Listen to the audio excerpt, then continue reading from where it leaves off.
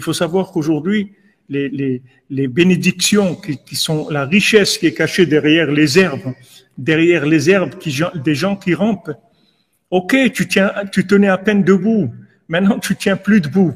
Tu tombes, tes jambes, elles te tiennent même pas debout. Avant, tu arrivais, des gens disent, moi, avant, j'arrivais à faire des choses et tout. Maintenant, j'arrive même pas à faire ce que je faisais avant. Avant, je faisais ça. Avant, les gens, ils tenaient debout. Maintenant, ils tiennent même pas debout. Qu'est-ce qu'il fait? Il rampe. Il mange de l'herbe. Il comme un animal, il rampe, il mange de l'herbe, c'est tout. Mais il lâche pas. Et après, un jour, il prend une herbe, et cette herbe-là, c'est la Géoula. Il amène la Géoula, il tue tous les démons, les trucs. Et ça y est, mais pendant qu'il rampait, c'est sûr que si vous faisiez des petites minutes dans TikTok quand il rampait, il n'y a pas grand monde qui aurait investi sur lui, hein. Qu'est-ce que c'est ça, quelqu'un qui rampe et tout? On veut des personnages comme ça, super,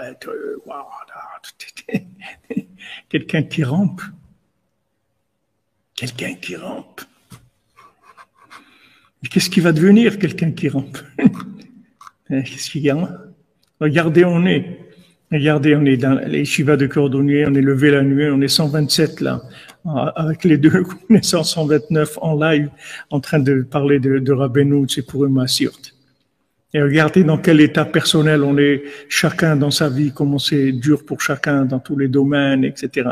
Comment on doit se renforcer tous les jours. Mais vous voyez que ça paye, ça donne des fruits extraordinaires.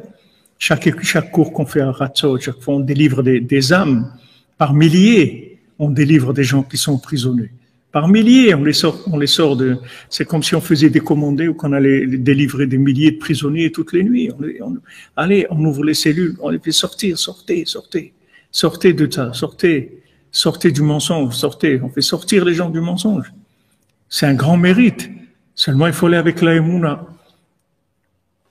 Avant, il n'y avait pas besoin de la Emouna parce que les gens, ils voyaient la réussite. Ils voyaient la réussite des gens qui ont réussi, des générations où vous aviez de la Torah dans le monde.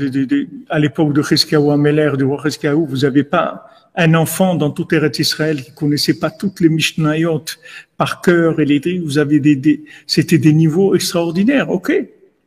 Mais ils n'ont pas amené le Mashiach. Et nous, là, on est en train de se traîner tous les jours pour tenir, pour aller encore un jour, j'essaye, je fais des trucs et tout. Et nous, on va venir le Mashiach. Donc, ne trompez pas. Quand vous voyez Naomi qui dit j'ai rien, c'est pas qu'elle dit j'ai rien. Elle dit j'ai tout. C'est pas que j'ai rien. Quand elle dit j'ai rien, il faut entendre j'ai tout. Pas j'ai rien. Mais Ruth, elle sait pas. Elle y va. Elle la lâche pas. Parce qu'elle sait que c'est là où ça se trouve. Elle lâche pas. Elle lâche pas, Ruth. Elle lâche pas. Elle-même, elle lui dit, Naomi, elle lui dit, j'ai rien à te donner, j'ai rien pour toi. Et il dit, no way, n'essaye pas, je vais pas te lâcher. C'est tout, elle reste avec elle. Voilà comment il va naître le Mashiach. C'est la méthode messianique. C'est là où on se trouve. Ne lâchez pas tout ce que vous pouvez faire de positif. Tout ce que vous pouvez faire de bien. Vous pouvez faire un petit peu de bien, vous faire un petit peu de bien. Vous pouvez faire beaucoup d'un petit peu, vous faites beaucoup d'un petit peu. Mais toujours un petit peu. Toujours un petit peu. Beaucoup, vous ne pourrez pas. Tout ce que vous voudrez faire beaucoup, vous n'allez pas arriver. On ne peut pas. C'est le goutte à goutte. Mais le goutte à goutte, si vous ne l'arrêtez pas, c'est des centaines de litres. Mais il ne faut pas arrêter. Goutte à goutte. Mais les gros tuyaux qui débitent, il n'y a pas. N'essayez pas gros, ça ne marche pas. Essayez un petit peu et vous allez voir que vous allez faire beaucoup d'un petit peu. Parce qu'aujourd'hui, c'est la méthode. Il ne faut pas lâcher, c'est tout. Aujourd'hui, il n'y a pas de réussite. Voilà, un pas, une chose. Vous pouvez faire. Il y a des gens, voilà, maintenant c'est Elul. Alors, on va faire plein de choses et tout. On va faire plein de choses. Et il veut commencer. Il a rempli la voiture, il a mis truc, il a acheté une remorque parce qu'il n'avait pas assez. Il a rempli la remorque, il a acheté un porte-bagages, il a rempli le toit, rempli le coffre, le siège arrière, partout, c'est plein, c'est plein. Allez, on y va. Il monte, il démarre, ça démarre pas la voiture. Ah là là, mais qu'est-ce qui se passe là? Ça démarre pas, c'est tout. Ça démarre pas. C'est pas ça aujourd'hui. Fais un petit peu et tu vas voir que le petit peu, ça va te donner envie après de faire encore un petit peu. Mais aujourd'hui, n'essaye pas de manger beaucoup. Mange un petit peu. Même les gens qui sont dans les trucs de la nourriture, ils disent il faut manger en fait toute la journée, mais un tout petit peu. C'est tout. Mangez un petit peu. Aujourd'hui, on n'a pas de récipients pour beaucoup. Et tout ce qu'on va dire beaucoup, ça va nous décourager.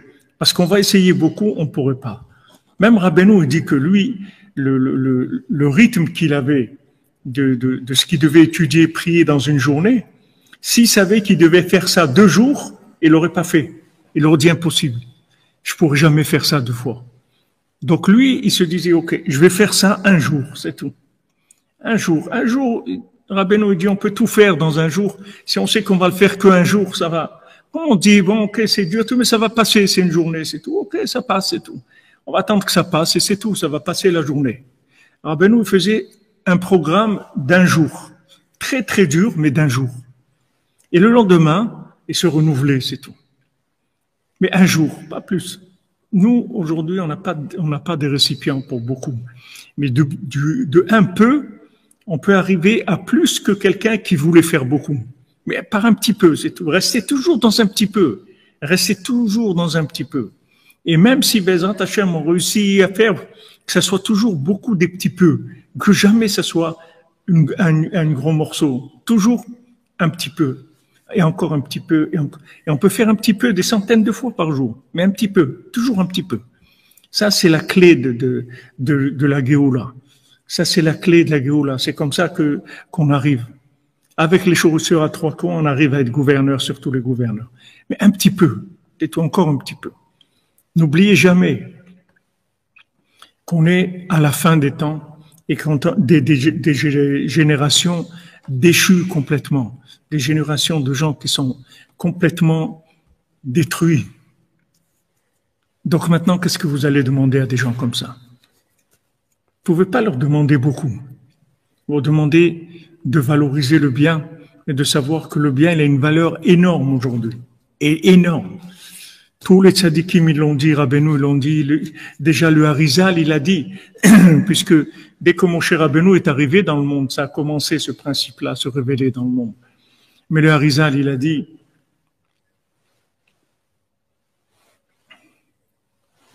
voilà, comme le levier, exactement. On appuie un petit peu, ça lève beaucoup. Le Harizal, il a dit, à son époque, à lui, il a dit, c'est aujourd'hui, avec un petit peu de bien, quelqu'un, il peut être aussi grand que Rabbi Akiva. Avec un petit peu de bien. Aussi grand que Rabbi Akiva.